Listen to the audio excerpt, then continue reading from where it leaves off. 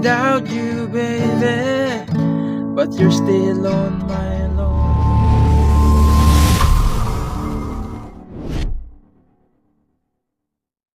Hello mga ka-idol! So ngayon meron na naman akong ituturo sa inyong napakagandang kanta, no? So yung title pala nito ay yung Here Without You by Three Doors Down. So itong kanta na to ay request ng isa nating idol, no? So ito na yung request mo, idol, no? Pagpasensyahan mo na kung medyo natagalan tayo.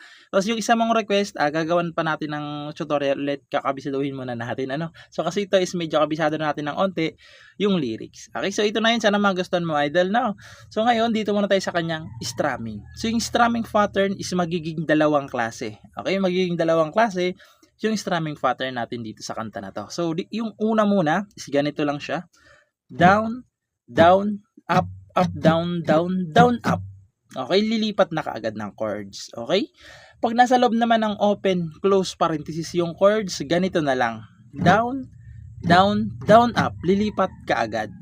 Okay, so kung ayaw nyo naman ng strumming pattern natin na yan, so pwede nyong palitan, nakadepende na lang sa inyo. Okay, so ngayon, dito muna tayo sa kanyang whole verse. So yung whole verse niya dyan mga ka-idol, no, is B minor. Ayan, so itong chords na kinuha natin is yung katunog talaga, no, kaya hindi siya basic chords, no.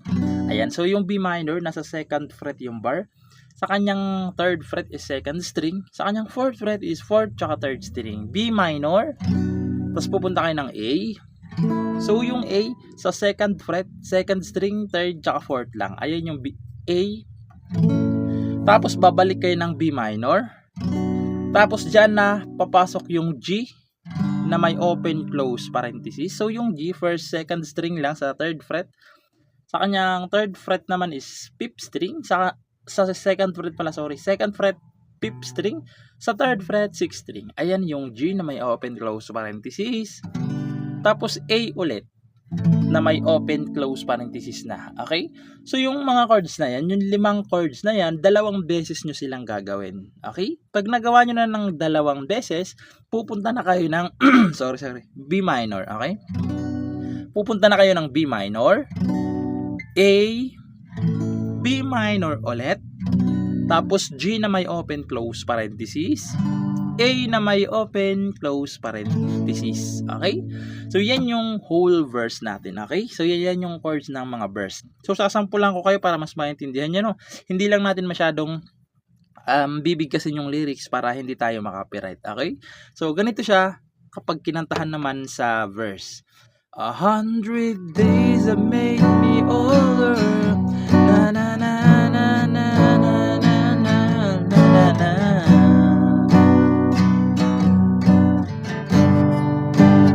Ganon siya. Tapos isa pa.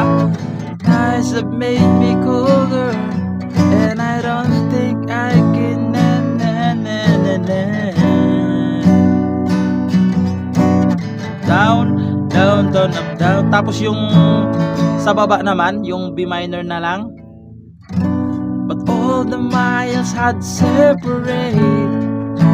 Yung sa baba na chords na to, they disappear when I'm dreaming. Na, na, na. Tapos chorus. I'm here without you. Papasok na yung kanyang chorus. Okay? So pagpasensyahan nyo na mga kaidol na kung hindi natin binibigkas yung lyrics kasi makaka-copyright kasi tayo kapag binigkas natin. So pero yan yung chords na yan, yan yung mismo katunog nung original. Okay? So yan na yon. So ngayon, doon na lang kagad tayo sa chorus na. So ngayon, putahan na natin yung kanyang chorus. So yung chorus naman dyan natin is D. So yung D, first string, second string, third string. Ayan, D, A, B minor, tapos papasok na ulit yung may open close parenthesis na G, tapos G, A na may open close parenthesis din. Okay? So yung mga chords na yan sa chorus naman mga ka-idol is 2 times nyo naman silang gagawin din. Okay? Pag nagawa nyo ng 2 times yan, yung sa baba na chords naman is B minor, A, B minor ulit, A, G. So, G na may open close parenthesis, tapos A na may open close parenthesis din. Okay? Yan yung chords ng chorus. Okay? So sasampulan ko na lang yung kanyang chorus para mas maintindihan nyo, no? So ganun pa rin, hindi rin natin masyadong bibigkasin yung lyrics para hindi tayo ma-copyright. Okay? So ganito siya kapag kinantahan naman sa chorus. I'm here without you, baby, but you're still na na na la la. I think about you, baby, na na na na na. Isa pa, la la na na na na na na na. But you're still with me in my dreams.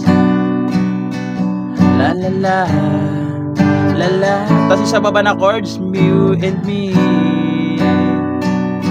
Yeah, yeah. Oh, oh. Down, down, down, up, down. Tapos verse ulit. La la na na na na na na. Papasok ulit yung verse. Okay? So, ganun lang naman siya kadaling tugtugin. So, sa nag-request nito, ito na yung request mo, idol, no? Sana magustuhan mo at nag-enjoy ka sa tutorial natin ngayon. And ayun lang.